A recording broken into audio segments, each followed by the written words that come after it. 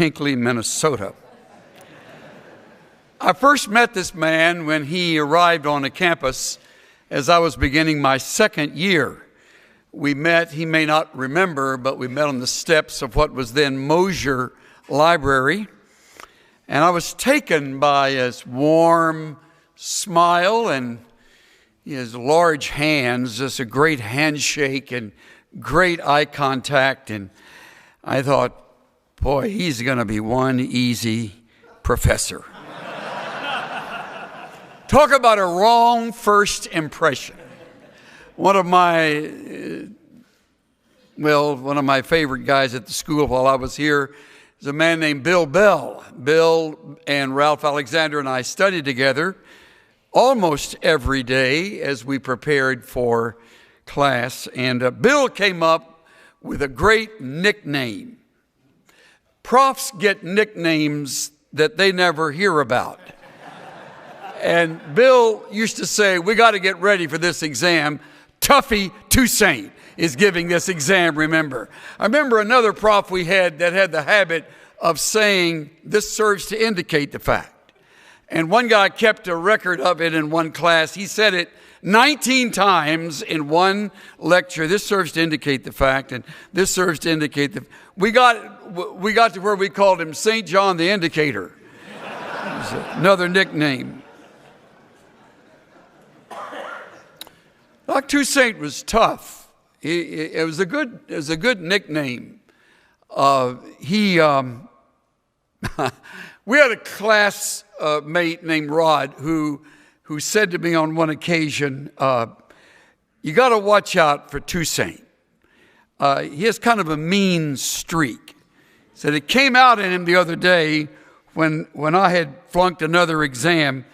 He pulled me aside and he said, now, Rod, the last thing I want to do is fail you, but it's still on my list. That's a tough thing to say to a student.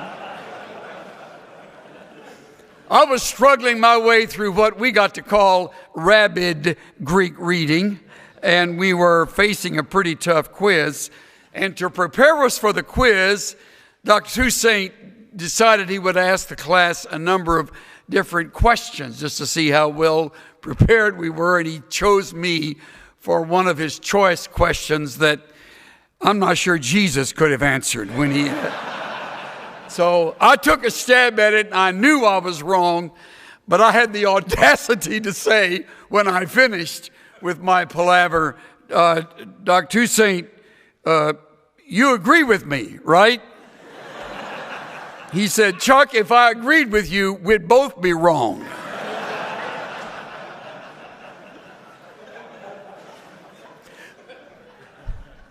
What you don't know is after I graduated and after Stan had been here for a while at the school, he and I were both involved in the ministry at Grace Bible Church.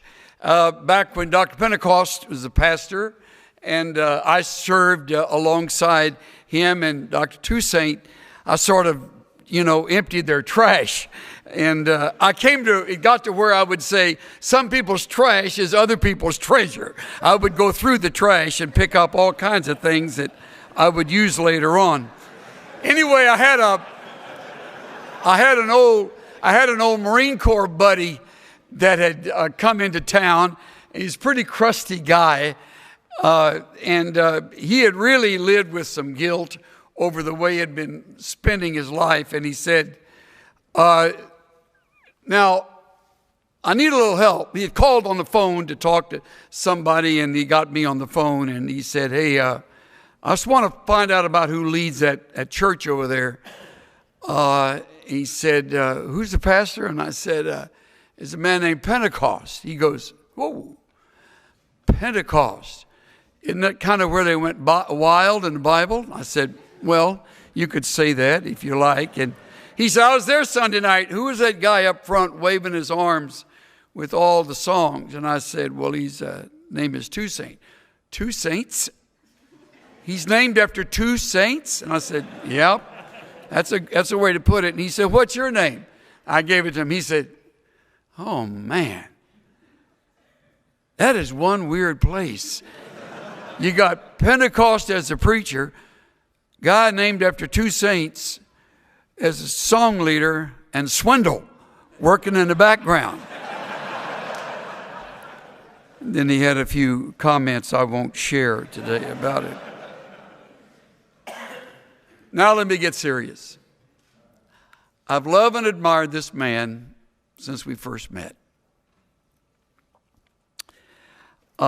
He taught me to love Greek, and he taught me not to be intimidated by it. He doesn't know it, but he has modeled a style of expository preaching that I have copied in many ways. And if you hear enough of him, you will hear some of that coming out in me. And I have him to thank for that. One of the very best classes I ever took was 2 Corinthians, which I've told him about many times. It was back in the days when classes were smaller. In fact, believe it or not, there were 7 in that elective course. And counting Dr. Toussaint, there were 8 of us that sat around the table.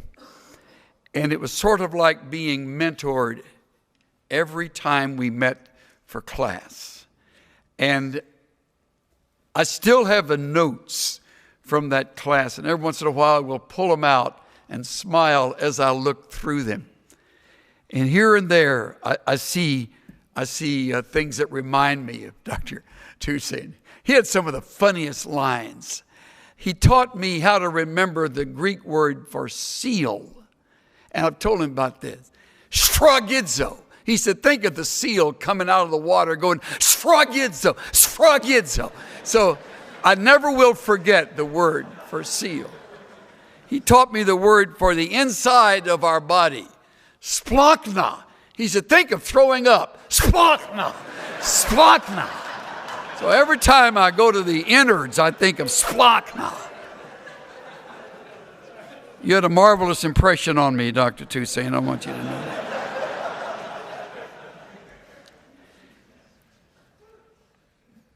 My role is like no one else's in this room.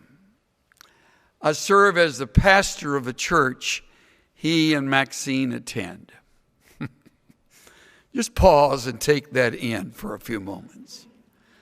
The guy who taught me what I know, and if that isn't enough, sitting across the room from him is Howie Hendricks and Gene. They are right there, watching every move, listening to every word.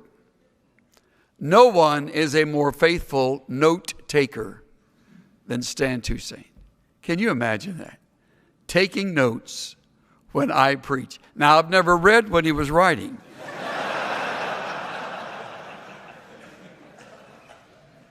His kindness and his encouragement have meant more than I can put into words.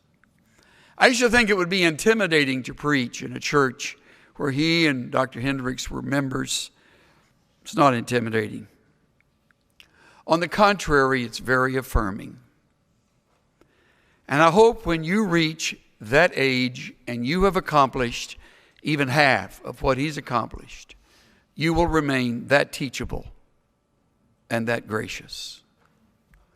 It's a remarkable thing to witness that from one week to the next.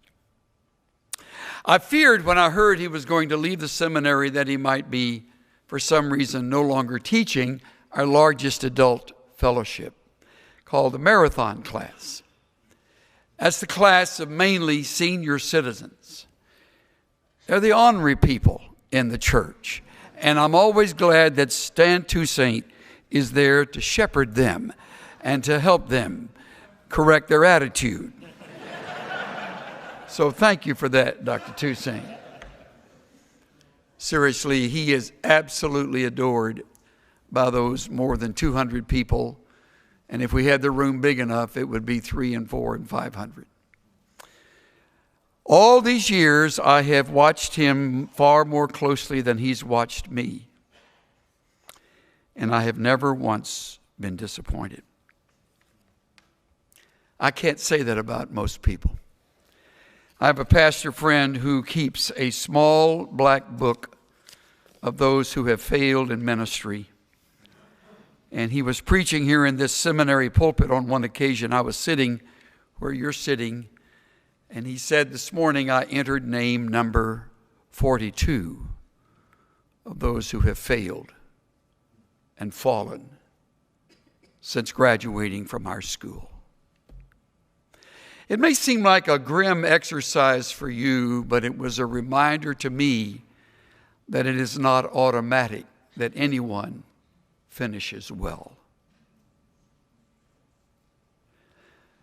And I can say to you in all sincerity, if you're not careful, you won't. However, if you heed this warning and follow this example of a man we all love and admire, you will finish well. And when you will look back on your life with very few regrets. Can you imagine how fulfilling it must be for this man as he lays aside his courses and his classes and the daily responsibilities, and alongside Maxine, the love of his life all these years, be able to reflect on these 50 and more years at this school, not counting the years at previous schools. My gosh, how old are you? That's a long. It's occurred to me. I must be 120. No, we got him while he was still young. And just imagine the joy that is his every evening to think before he turns in of the lives he's invested in. That's how great is that. Paul, no doubt, when his beard was white and his hair was long and unkempt, came to the end of his days. It didn't happen for him at a seminary. It happened in a dungeon. It was all behind him by now. No money, no prestige, no comfort, no warmth, no bed, no companionship except for that ever-present Dr. Luke, who was there to care for him till he died. Only his memories, only his reflections. He would no longer found another church. He would not write another letter. He was facing the inevitable. He could almost hear the boots of Roman soldiers above him as they would make their way to the dungeon to march him off and sever his head from his body. After all he had done, this was the thanks the world gave him. And even those who once followed him and loved him and believed in him had for the most part forsaken him. Who wants to be the friend of a prisoner about to be executed? All alone, under torchlight, he writes his last words. And I challenge you to place 2 Timothy 4 in a very special category of your mind. Handle it with great care. Don't play with that text. Let it say what it says, and let yourself feel what he must have felt when he wrote, verse 6, I am already being poured out as a drink offering, and the time of my departure has come. Two beautiful word pictures. I'll not be pedantic here, simply say the first is a picture of a sacrifice being poured out. When lamb's blood would be poured at the base of an altar, it was the ultimate picture of sacrifice. Paul uses it another time in Philippians 2:17 as he refers to his work with them as being the pouring out of an offering. But here it's the real deal. It's being poured out. It's not a statement of immediacy, it's a statement of certainty. He doesn't know when he will die. He knows that he will. It's only a matter of time, maybe days, maybe hours. He may not be able even to finish the letter. The time of his departure had come. Moving word, it's a hapaxlegomena, and it's used for the releasing of a boat from a harbor or the breaking of camp as soldiers move on to their deployment in warfare. In this case, it's a departure from this world. He's leaving. He'll never be back. He's made his investment, and his life has come to this great benediction. He's leaving it in the hands of a younger man. How much Timothy must have meant to Paul. How Timothy's style must have been shaped by Paul. All the way through this letter until you get to these verses, it's you, Timothy, you. Always second person singular. You now, but you, however, you, others have failed, but you won't fail. You, however, now I. There's a sudden change to the first person singular, and from this point on, 25 times he refers to his life. Very unlike Paul. Not to call attention to himself, but to prompt Timothy to take the torch and run with it. Run with passion. Run with purity. So that the truth does not get lost amid the times that were coming. And the letter is full of those kind of times. With that, Paul turns to three statements that are sort of like staccato notes on the score. Look at it. The good fight I have fought. The course I have finished. The faith I have kept. Each of them perfect tense. An accomplished fact.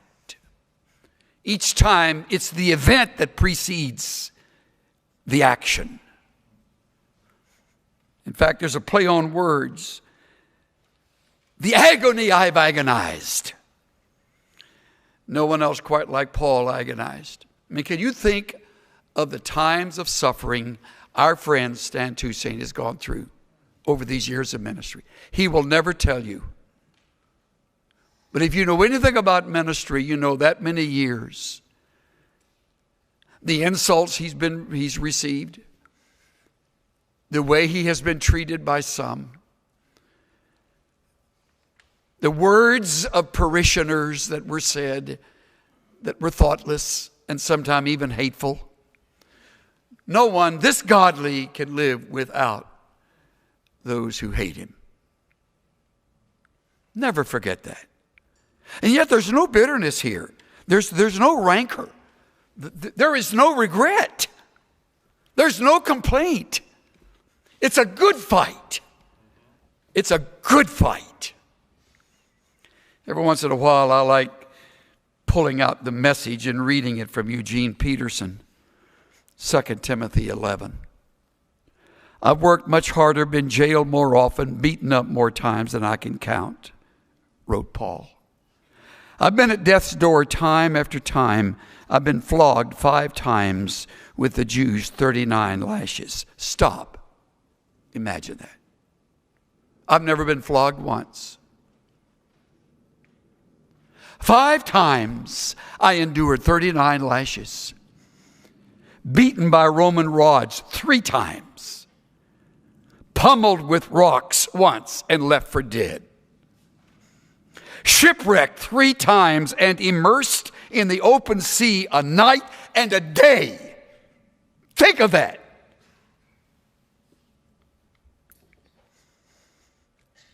In hard traveling year in and year out, I've had to ford rivers and fend off robbers and struggle with friends and struggle with foes.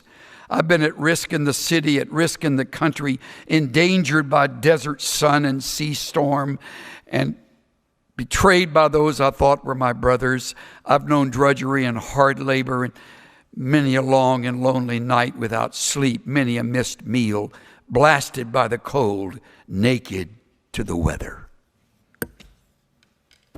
Wow. The good fight I have fought.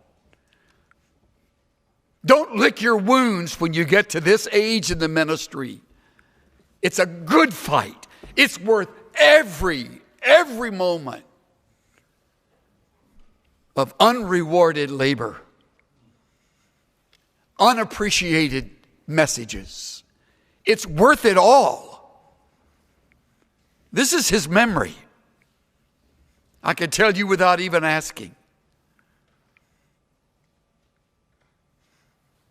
Finish the course. It's an athletic term, you know that. I haven't simply run it, I finished it. So many get started. So many run for a while. So many have great dreams. So few finish well, really noble, really exemplary lives. There's one. Don't ever forget him. It can be done. Finish the course. You're getting just the rules these days. You're getting just the, you're learning where the edges are. You're learning a little of the course. You know so little of what's in front of you. That's okay. Probably best you don't know. But you're going to run it. And in the middle of running it, when Dallas Seminary is a 20 and 30-year memory and 40 and 50-year memory, keep running it. Keep running it. Don't slow down. Stay at it. Stay at it. So important that you live like that. More than you realize, you are someone's hero simply because you represent Christ in whatever may be your career. Counseling, preaching, teaching, missionary service, whatever. There are those that just hang on your model.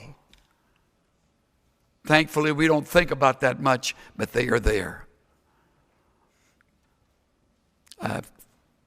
This faith I have kept. Isn't that wonderful? There's argument over whether it is the body of truth, the faith, or it's his own faith. I think both of them work. The body of truth I've remained faithful to. And if you don't remain faithful to it, who will? You have an enormous responsibility just by studying here. Bear it well. Hold the torch high. Preach his word when they want to hear it and when they don't want to hear it. When they love you for it, when they walk out on you. I often think services aren't really complete till a few folks have walked out. Let them walk out. I don't care. Why would I care? It's not about them anyway. It's about God and his word. Sometimes it is so convicting they can't bear staying. And as my wife, who's so practical, said, sometime, honey, they simply have to go to the bathroom. So don't take it so personally. Wives are great sources of truth. I've kept the faith. and there's laid up for me a crown of righteousness. Can you imagine the rewards? I can't. And I'm so grateful that I've had just a little bit of my life connected to a whole lot of his. I'm so glad I don't end my life like the man that wrote this simple poem. Across the fields of yesterday, he sometimes comes to me, a little lad just back from play, the lad I used to be. And yet he smiles so wistfully once he's crept within. I wonder if he hoped to see the man I might have been. Oh. God, don't let us end our lives like that. Don't end yours like that.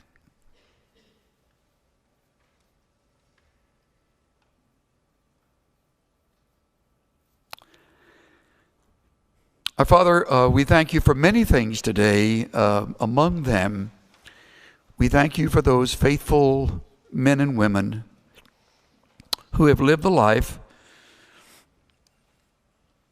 who have walked the talk, who have modeled the message, not one of them perfect, all of them far from that. But people who have impacted us in such a way, we will never be quite the same. Thank you for this man who may leave our ranks, but certainly stays and stands strong in yours. Who may no longer teach classes at this school on a regular basis, but will continue to teach with his life and through his ministry that reaches out across the street and across the states and across the seas. May this faithful man be magnificently rewarded for a job well done. Thankfully, you are one who never will forget.